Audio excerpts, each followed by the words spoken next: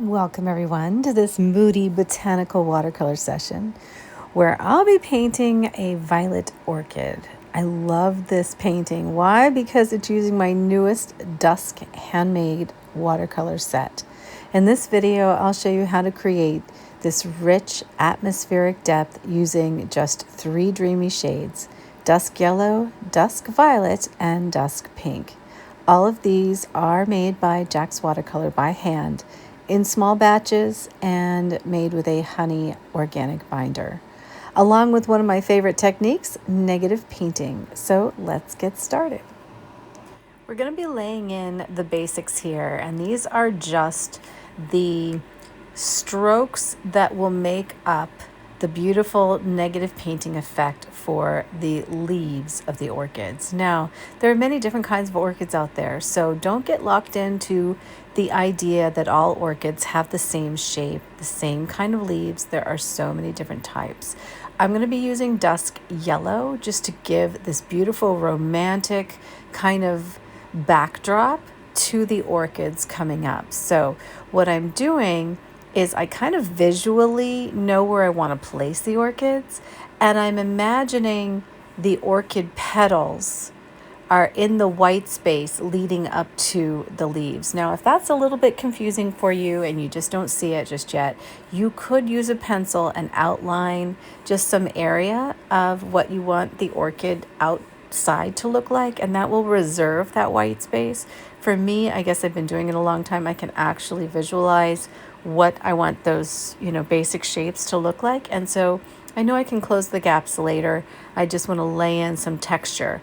So Dusk Yellow I love because it is a super granulating watercolor using kind of a yellow, a gold, and a green. And it just, with one stroke, you can see it goes everywhere as far as giving you so much texture and giving you such beautiful shades of the color. Whether you dilute it out on your angular shader or you use it a little bit of a medium strength or even heavier, it's going to give you something really spectacular just with one stroke. So you don't have to work very hard. You really don't have to do much to make this look amazing. You just have to lay that watercolor in and just enjoy yourself. I think a lot of times, the tools can get in the way. Sometimes the watercolor is just too thin or too tinted, right? Maybe it's too, it's not textured enough and you have to build it up and it's just not giving you what you really think that you want. And I think that having tools get in your way is the worst thing to stifle that creative energy, right? I mean, something truly magical about working with a limited palette is the ability to just gently guide your creativity and get into that flow and focus without feeling like you're stressed out about which color to use next or which color goes with each other. The thing I like about this Dusk set is that within one watercolor, you could basically paint an entire scene and have it really look different. Because if you're looking on the page on the leaves right now, each stroke has multiple colors going on, and this is just a one stroke layer, right? So it's just kind of layering upon layering, and this is all the exact same watercolor, just Dusk Yellow. So ultimately 3 colors is all you need for this. As you will with most of the Dusk set, there are a lot of different shades to choose from. I love them all and I'm going to be using them like crazy. But let this gently guide you, get your creative energy flowing, and allow you to focus more on emotion and expression than the color choices. Sometimes all it takes is putting brush to paper to spark that whole flow. And I know a lot of you have had struggles and have kind of gotten away from your daily practice of watercolor and spending that time with yourself. So grab your paints, take a deep breath, and let's just get to painting some beautiful texture on the paper as we lay in these leaves. Don't you agree that there's something transformative about finding the right watercolor? Those special shades that just spark that moment of joy when they touch the paper. I really feel like most of the watercolor that I try to create is like that. And I have this need to have different colors all the time and just have that flow so that I don't feel stagnant, but at the same time, I really do like to use very few colors in a watercolor piece of artwork because it just makes it less complex. So the right pigment is just the right pigment, right? It awakens the creative energy and gets the juices flowing. Now I'm using the Dusk Violet, and I've diluted it out so that I can start to play with the first layer of where those orchid flowers are going to be. And I'm kind of outlining the shape with my brush right now, just laying it in loosely, just having fun with it, not knowing that this layer is going to dry and ultimately we're going to start shaping it out. And as I go through, I pick up a little more color. And this is what's great about these shades, is that you can see the color starting to evolve, right? It goes from a diluted just glaze to a little more shadow, all within the same color. So I don't have to add anything to it to get the shadows. And I'm going to play with that like crazy in this tutorial. That is going to be how I get that depth of color, how I build it up as the layers dry to get shadows and shades, just using the same exact color, just taking advantage of it, you know? I always know that suddenly I'm not just filling a page when I'm painting with the right colors. I feel like I'm telling a story. And in order to capture that moodiness, I know that a lot of you have asked me how I do it. And I really do think that it's just having the right brushes, the right tools that work well with the way I paint, so that I'm chasing the beauty through the brushstroke, but also the paint is working for me, and you can really see it and how it's working for me in this session. You know, with each session, each color, you should be reminded of why you started. It should never be a struggle where you're frustrated. And if you find yourself getting there, then you're letting the tools get in the way. So be really careful of that and mindful as you shape out your vision that's in your head. And with the right watercolor palette, I feel like anything is possible, don't you? And isn't, after all, that the whole reason why we paint? It's to give us that peace, that sense of self, that confidence, that moment of quiet, moment of pause just for us, where we're not working out, we're not straining, we're not stressing, we're not doing anything other than just enjoying painting. But let me remind you, paint for the painting session itself. Paint for the moments of where you're dragging these colors onto the page. Don't paint for the outcome, because if you're only worried about what it's going to look like when it's finished, you're not enjoying the journey. And no matter what, over time, you will get better. But don't be embarrassed by whatever it is that you end up with, because you can always let it dry, back away from it for a few days, and go back in and revisit and reshape. That's one of the great things about negative painting, is that a painting doesn't have to be finished just because you're finished or you don't know where to go with it yet. I think a lot of times in the beginner area, it's like you don't quite know how to execute the vision that's in your head, but therefore it gets frustrating and you kind of give up really early, not realizing that you don't have to throw that out. You know, you can keep that and save it to later. Maybe there's going to be gold coming into that. Maybe there's going to be more layers of color. Maybe that's just the back layer, and you're going to lighten it up and you're going to add, you know, tone on tone on tone. There's so many things that can be done in watercolor that a painting is never truly finished until you declare it to be, and it's never overworked unless you think it's overworked. It's just a matter of vision and letting yourself play and not locking yourself down and making that mental block, creating like a mental block of limitation, right? I think you'll find over time that watercolor has a way of teaching us to let go, to trust the process and realize the need to control the outcome is just silly. When we approach a blank page, it's easy to carry those expectations and to worry about the final result. But just as in life, we're not supposed to focus on the future, and we're not supposed to focus on the past, we're supposed to focus on the present, the same thing happens in the magic of watercolor. In that magic lies its unpredictability, in the gentle flow that you can't be forcing it, right? Because if you force it, you won't move with it. You won't relax into it. You won't enjoy the moment, the present time. And in order for you to have this beautiful mindful meditation, you must be in the present. You can't be worried about the outcome or if people will like it or if it will turn out. And you can't be worried about locking your head down based on maybe the last failure that you think you had or the last emotion that you think you had. Don't worry about that. Don't worry about perfection or whether it's good enough. Instead, just focus on the feeling, the motion, the joy of the colors bleeding into the water and into the paper. Some of the most beautiful work comes when we stop trying to master the outcome and simply respond to the moment that we're in. All you have to do is just let go of the what ifs and let the brush wander. Let the water run free with reckless abandonment.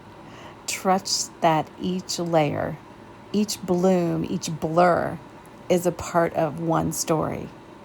And in that moment, you have to surrender yourself to this art piece. You'll find so much freedom if you can get there.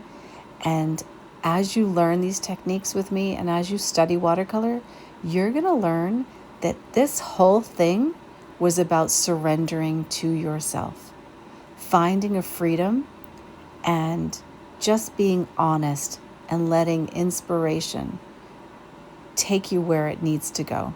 That's where art begins and where it never ends for you. That's where you need to be always. So as you can tell, once I got the Dusk Pink layers in, then I switched to the Dusk Violet. And the Dusk Violet is kind of going to be my background color. This is going to be my darkest shade that I start to use to negative paint, accenting where the orchids are, where each leaf goes, and how it shadows over something else.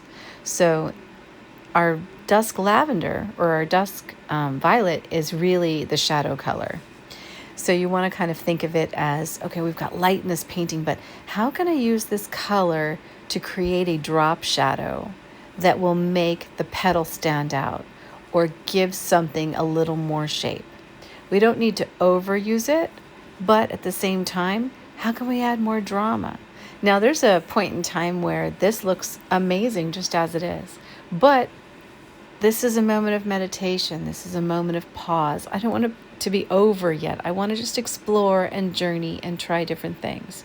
So although it could just be two colors, let's take the violet and start adding in shadows so that we can practice some of that negative painting and how by painting the negative, we can make some of the details pop forward in just a nice little way that doesn't get us really wrapped into the details, right? Because we don't want to focus so much on every little detail that it drives us crazy.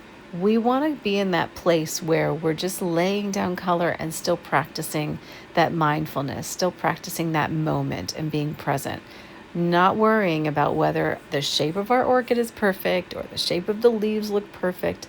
Just kind of lay in the shadows, just get that in there. See how I'm just kind of accenting some of the leaves here and painting that behind shadow? That's a nice negative painting area right there that just made the beautiful yellow pop out on the edge of the leaf. It just gave that light, that brightness, right? By adding the dark. I've often moved from light to dark within a painting, and I typically do start with the light because, the light is what we always want. We always want to preserve the light. So I start there, and then as I build the layers, I go darker and darker and darker, and that kind of reveals itself to me. I look and stand back and look at paintings and say, oh, if I just go a little bit darker here, a little bit of a shadow, I can actually make the light seem brighter on this. I can make the eye direct the eye to a specific point or around a point in a painting. And that's kind of how we do it. It's like this cool little technique that you can save to the end, or you can save a painting with later, and you can build up those colors and that depth just to make the light areas really shine and really pop out. You see what's happening as I add that in? It really does. Now, in areas where it's dark on dark, like here, you might even consider lightening up the area next to it after you've done the negative painting. But wait and let it evolve first. Don't rush it. See what you're with, but just keep in mind that you not only have the option of doing the negative painting, but you can go back later and you can remove color, you can blur color. There's so many different techniques that you can go in there and just kind of play with. All the while not thinking about the finished product, but just thinking about the moment. What is in this moment right now that can make you lose yourself and rest? Get that nice distraction away from all that the challenges of life brings. You need that, because if you don't recharge in your heart and inside of you, you are going to not be your best self. And this is that moment. This moment with this painting and practicing this with these three colors, or any three colors that excite you. This is the moment where you're recharging your batteries. You're taking all that happened in this day and this week, and you're just letting it go for a little while you just focus on something else that's beautiful, something that you made, something that you did for yourself that made that special moment in time. Always remember, you will never get this moment back. This is the moment. This is just for you. And you deserve it, because you've done so much for so many other people. And this is a moment that is going to allow you to be your best self. So take it, enjoy it, and just keep painting. Right now I'm outlining some of the orchids. And if you notice, I'm doing a little bit of a jagged edge. And that's because this orchid leaf has a little bit of a jagged edge, and I really like it. This is where you don't get locked in, right? You keep it loose, you keep it free-flowing, and you create something that is so rich in imagery, so beautiful in the Moody shades, so gorgeous that you just want to keep looking at it. That's what we're creating. Not something that we worry about the outcome, but something that brings you true joy. So as I'm laying in these colors, I'm thinking to myself, am I going to add in more of the yellow? And yes, I'm going to grab a little bit of the yellow here. And I'm also going to grab a wet brush that's just damp and clean, and I'm going to peel back some of the color. You see how that does it? Just peel it back, making some textured shapes. I do that a lot in my watercolors. When you see a finished product, sometimes you'll see some streaks or stripes or little shapes in there. And that's from either adding those shapes in or removing the color to bring those shapes out. A lot of time I'll go and kind of rub towards a color and drag that color across the page out in a different direction, just like that.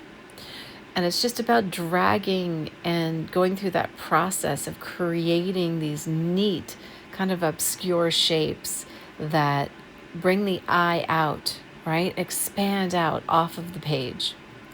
And that reminds me of something else. I had a conversation with one of you just recently, and you kind of felt like you ran out of room on your page. And I want to remind you that I don't ever let the page restrict the art. I always paint off my page. So if you're worried about getting the surface dirty, put something else underneath your page and encourage your brush to move off the page. Because by taking that stroke all the way through and off the page, it really will change the art. It will look more professional, it will become a lot more loose, and you'll feel a lot less restricted. You never want to feel restricted by your tools, and that's where we kind of started with this talk, is we don't want to feel like the paper size has dictated whether or not your painting turns out. If you make your vase too big, paint the flowers off the page. You could always add a page, or this could be a painting that's more about the vase being the focal point, you know? But don't try to squeeze in the flowers to fit in the page, because that just limits you and it really shortens the look of everything, and it can really throw off the perspective. And that's probably where, the unhappiness lies, right? You're like, oh, shoot, I want to redo it. Well, you wouldn't have to redo it. It could be a great art piece, just focusing on the vase being the main center of attraction. And then those flowers and those leaves go off the page. So you have to imagine what they look like, and you just give a peek of it, right? So imagine yourself having a viewfinder, a little square, and you move that square around different areas to see what you want to paint and what your scope of work should be. That's kind of like your paper. It's not a limit, it's just a view. So if you just look at it that way, you'll never run out of room on your paper, and you'll never have that scale issue where you're like, oh man, the vase looks so big, or this looks so big and the rest doesn't. You just have to open your mind to a larger, broader canvas that kind of is more imaginative, right? It's just imaginary canvas, not really there, but it's there. And if you do that, you'll never feel restricted again. So we've come to the part where we're going to add some more shadows here to just not cover the light, but to bring those orchids a little more forward, and also create some angles on the orchid so they don't look flat. I do that with shadows, and I usually do it towards the end as I just layer in some of the color. This is highly diluted portions of the violet, and I touch into the pink every once in a while too. And this is going to give me just some nice texture, as well as some shadows, and create some curves on those petals. Now, what I like to do is, I don't like things to look really stripy. I tend to use very, very light shapes to do this with. And I tend to try to connect the shapes to each other so that your eye isn't really like stopping and starting on shapes. Does that make sense? So you might not notice it, but if you look, the shapes, even if they are different depths of color, they are connected. But there's still enough light that that's a shape too. And that's the part of negative painting that I think a lot of people don't realize, is connecting those shapes is what brings the eye around it and makes it look really cohesive, and makes the eye read the pattern and the structure rather than it feeling busy, because there's a lot going on here. But because the shapes are continual, because they're coming off of each other and they're feeding each other, and the colors are very simple, just 3 colors, right, with lots of different shades of them, this is looking like a cohesive piece and something that's really pulled together and really beautiful, despite the fact that I've got lines going in different directions and lots of texture and lots of layers. You don't really see the layers or the lines because they're part of a whole. They're all flowing together, and almost every single piece touches the piece next to it, even if it changes color and it becomes a negative of a piece of the orchid that makes you read the orchid. Does that make sense? I hope I explained it right, and I hope I gave you some food for thought here as we went through and did this inspiring painting. Now remember, you can do this same exercise with any flowers that you like, any set of colors that you like. It's really just a moment of mindfulness that maybe we can paint together, and just think about how we get here, and how we're in this place, and why we're in this place, and how we need to be present right now for this little moment in time as we paint. I truly wish you so much joy, and I hope you're doing well. I hope you're having a lovely season, and I really hope you never stop painting. This is a great exercise, and I love how it turned out. I can't wait to do more with you, and I thank you so much. If you have purchased the Dusk set, I'm really excited for you to paint with it. Please don't hesitate to show me and go in the group and let me see it, because it is going to be an exciting day seeing all of you paint with this set.